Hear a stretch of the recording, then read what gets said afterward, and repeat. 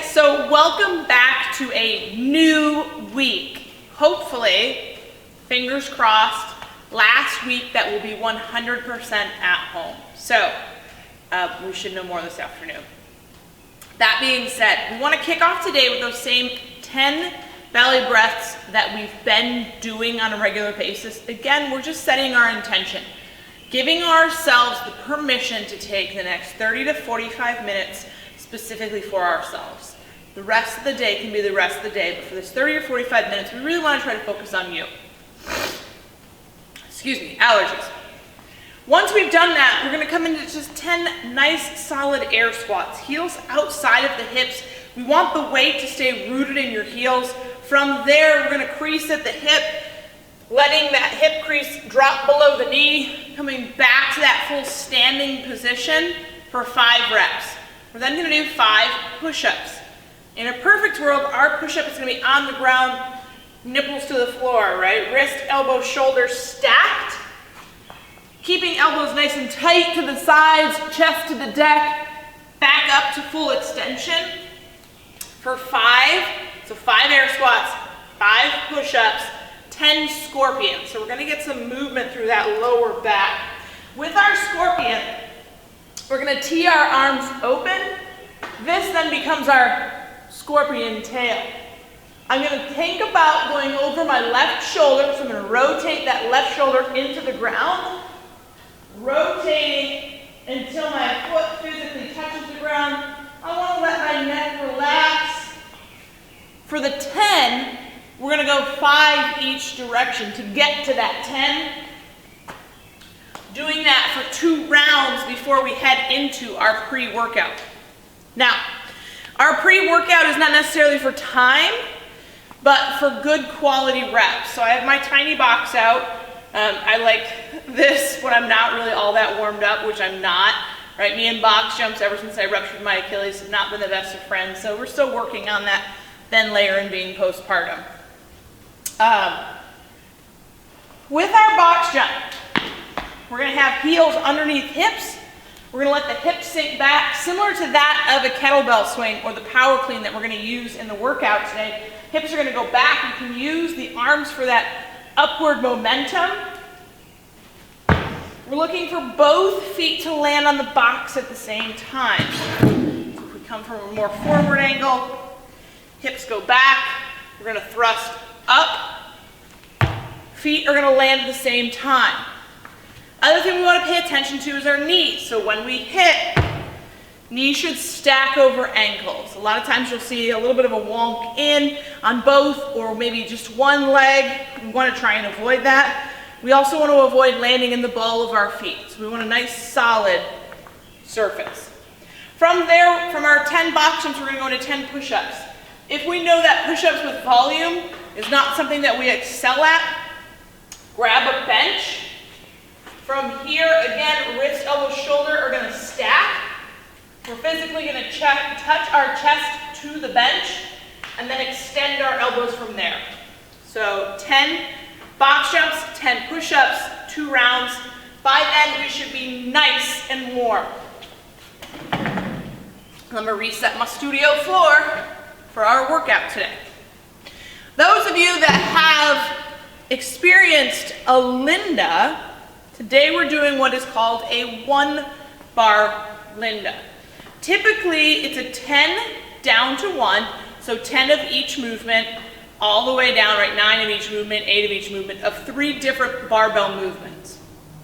Those include the deadlift, the power clean, and a shoulder to overhead. I think Linda might actually be a bench press.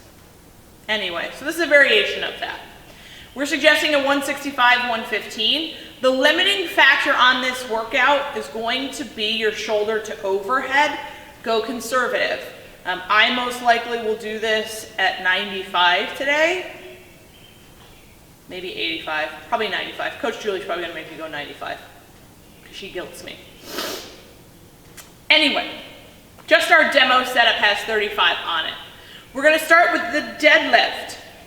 My recommendation is to go conventional deadlift because we know from the deadlift that we're going to go into the power clean.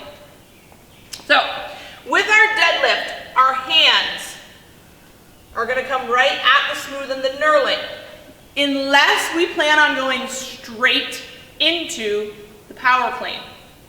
If we plan on going straight into the power clean, I would go clean grip deadlift for this, meaning that thumb distance into the smooth and knurling, so that on your last deadlift, number 10, we would then be able to go straight into that first power clean. With our deadlift, we want to keep the shins vertical, hip nice and high, head neutral. A lot of times when we do deadlifts, we have a tendency to look up at the wall, which cranes our neck and makes our spinal cord less efficient. So we want to keep a nice neutral head, come to that full standing position. That does not mean we need to lean back or shrug up. So 10 deadlifts. Once we've done our 10 deadlifts, I would reset my hands for the power clean using a hook grip. Thumb comes around the bar, pointer finger, middle finger, we're going to lock that in. From here, I'm going to sink my hips nice and low. I'm going to let that knee drive forward so that I lose that vertical shin. That'll give me that nice explosive hip to pull through with the power clean. From there, we're going to go into a push press. So dipping at the knees. As we dip at the knee, we want to try and keep that shoulder stacked over the hip, weight rooted in the heels. We'll drive up. We want to try to wait until the hip and the knee are fully extended again, much like a thruster or a wall ball, before we drive overhead. Now, the big confusion is going to happen for most people, and whether it's confusion or just inefficient movement, it's going to happen in the push press. So technically a push press, we dip at the knee, we drive up, knee stays locked.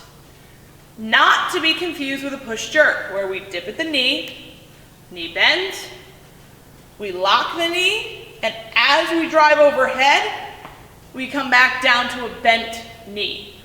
So I'll do the ending of a push press, dip drive, locked nice and tall, push jerk, same dip drive, bent knee. Not that we're going to no rep you, right? Most of you are doing this at home, so we won't know anyway unless you take a video and show it to me. In that case, then I'll call your bitch ass out. If we don't have a barbell, not a problem. Come in with a set of dumbbells. Will be our next option, right, for our other equipped. Keeping the rep scheme the same. So it's that same 10 down to 1. Heels outside, heels underneath the hips, just like we would if we were going to do a barbell deadlift. We'll come down. We have to be less precise about the shin when we don't have a bar. So 10 deadlifts. From there, we're going to go to 10 hang power cleans, meaning the bottom head of the dumbbell will come to the knees. From there, we'll fully extend, landing with that same head of the dumbbell on the shoulders. We'll drop the elbows back down. Notice that I'm trying to keep thumbs along the sides, so we're trying to avoid that big swing out. From there, we'll do 10 push press, shoulder to overhead. Same locked out knee, versus if I were to do a push jerk, dip drive, and land in a bent knee, trying to keep that same push press even though we've got dumbbells. If I only have one dumbbell or a kettlebell, we have some options as well. So in this case, I've got a single dumbbell. We can come down for deadlifts. If I only have one dumbbell or a set of dumbbell that is moderately light, I would increase the volume of the reps. So maybe go 15 down to 1 instead of 10 down to 1. From there, instead of a power clean, if I've got a kettlebell or a single dumbbell, I would then come in and swing. So we're still getting that explosive hip that we would get if we were doing the power clean.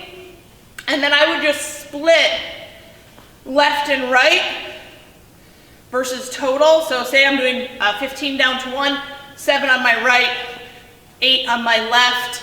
If you need to make it even, go 8 and 8, right? Always go up versus going down. From there, we're gonna do a 1-minute glute smash, each cheek. I'm gonna grab a lacrosse ball real quick.